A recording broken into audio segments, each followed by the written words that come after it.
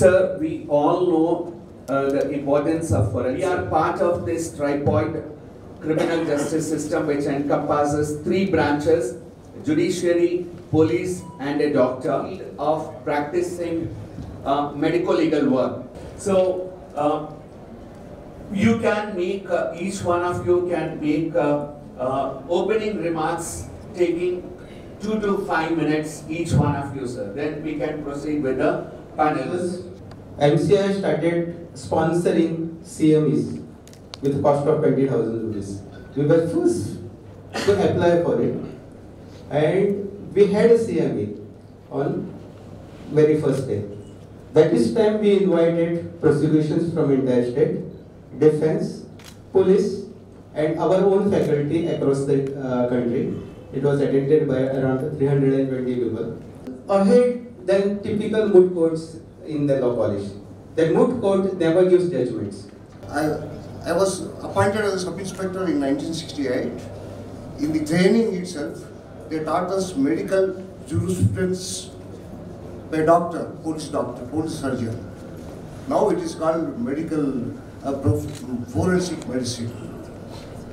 Later on, I was trained in CDT, Central Detective Training School. Now it is called Central Detective Training Institute,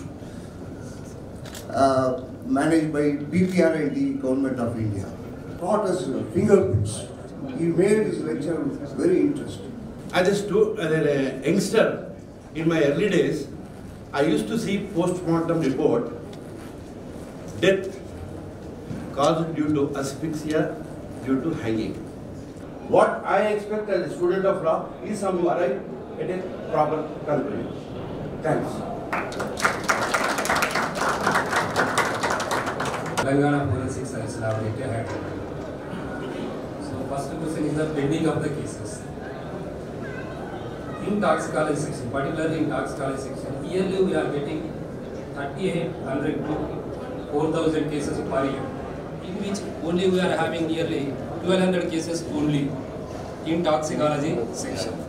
Next, regarding the, we are facing the problem regarding these PM certificates. That is, other than give the clues and save the time and quick disposal of the report, that is the opinion.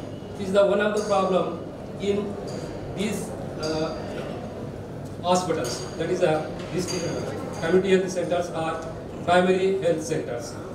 Sir, you can stay there and then you can talk about multiple aspects. How you look at a forensic medicine doctor's expertise, or as has been stated, one of the factors which I can openly say, sir, is... I came here only to answer some questions. If you put any questions to me. But anyway, I will say that my experience, he is saying that judges are not trained in forensic medicine or science. Forensic medicine doctors, professors will come and teach them about the forensic medicine, and also the other persons from science, forensic science laboratory, they teach also, and also apprehensions. So many questions were put. I have written a short story, I forgot to bring it. It's a mother, short story is called, name is Mother. A person happens to see an accident incident on the road because he is a Maryada Ramanna. He took the injured person to the hospital. Because there is no atma for me, I have not faced such a trauma. That is the reason so many people will not cooperate with the courts and everything else. This is the reality. But if you go through the meticulously these provisions in the CRPC and the Evidence Act, you will be perfect in giving the reports, and you please follow the law. That's it. Only follow the provisions of the law. That will be enough to discharge your duties perfectly. Thanks very much. What is the protection for the doctors in medical legal work? I would like to bring it to your notice about one case happened about 20 years back. It is a classic example of sensational murder took place in Dilsudan bus stand at 10 a.m. There were about 200-300 people were there. One gentleman was going on a scooter. His own brother-in-law came and dashed him with the scooter, and one person shot him with a .32 revolver. And it differs from state to state. In certain states, there are only 9 columns. That means if state wants to modify, state has to amend. It can. Sexual offences and also offences against the children and also offences against the women, and deciding of the fraternity of the children in order to take advantage of to decide the accused for the prosecutor, and also in order to give the proper judgment by the honorable court. The forensic expert opinion will play an important role. According to the textbook, magistrate inquest is supposed to be superior. As a matter of fact, they were dictated and guided by the police. And then the police, sometimes the police writes the inquest report in which he is made to sign. So that is the quality of magistrate inquest, I think, the unexpectedly. So therefore, the court should have a second thought on the magistrate inquest, or the magistrates who are supposed to inquest should be taught, should know how to inquest a dead body.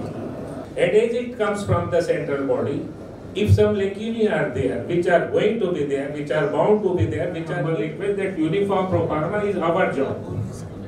This is the job of Indian Academy of Forensic Medicine. They should come up with uniform pro forma. So what I understand is polygraph, you see the pulse, breathing, perspiration, if I am not wrong. All this.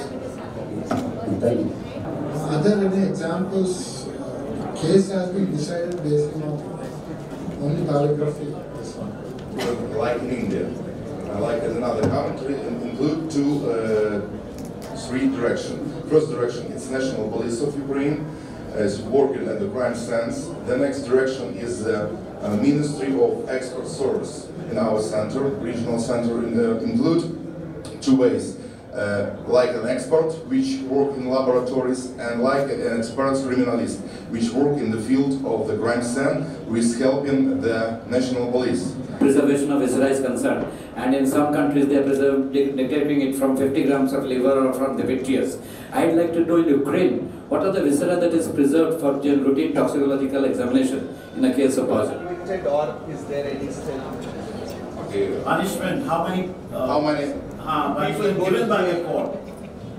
In how many cases? Okay. After our investigation, 95 persons. After our investigation, it's radiation. So can you share with us any experiences regarding, do you really have any delayed deaths out of this radiation after 34 years?